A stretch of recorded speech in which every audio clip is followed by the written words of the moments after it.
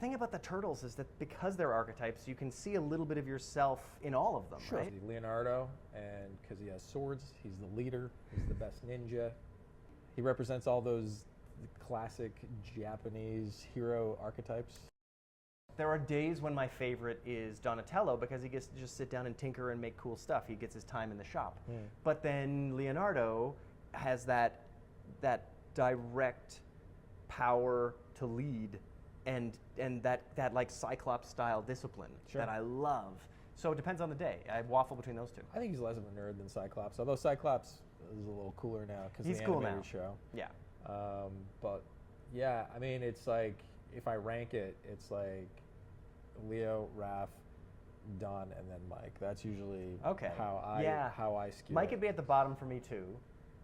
It would be today for me. It's Leo, Don, Raph, Mike.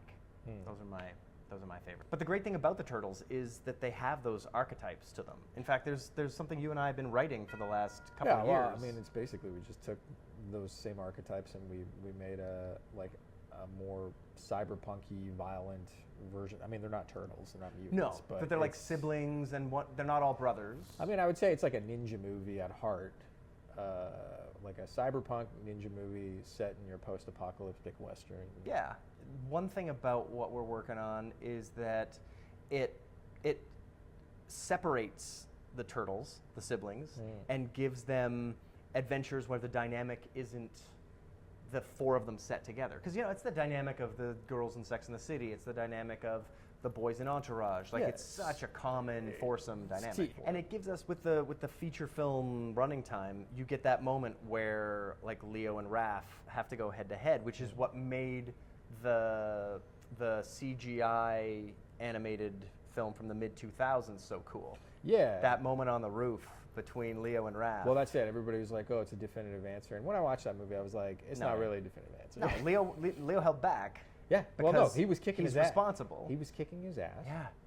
And then he realized, oh, this is my brother. This is somebody I care about. Yeah. And he had restraint. And Raph has no restraint. Exactly. And I remember, I think that was the best part of that film because it was just like, he was about to kill him. Raph is about to kill Leo, and he's just like, he stops himself, and he's just like, oh, I know why you're the leader now. Yeah, because you have power I don't, and it's power over yourself. Exactly. Yeah, which was Raph suddenly having power over himself. Exactly. Great lesson. Absolutely. Well, and that's why the thing we're writing has these characters learning things about themselves by being siblings. Who's your favorite Ninja Turtle? Yeah. Who's your turtle?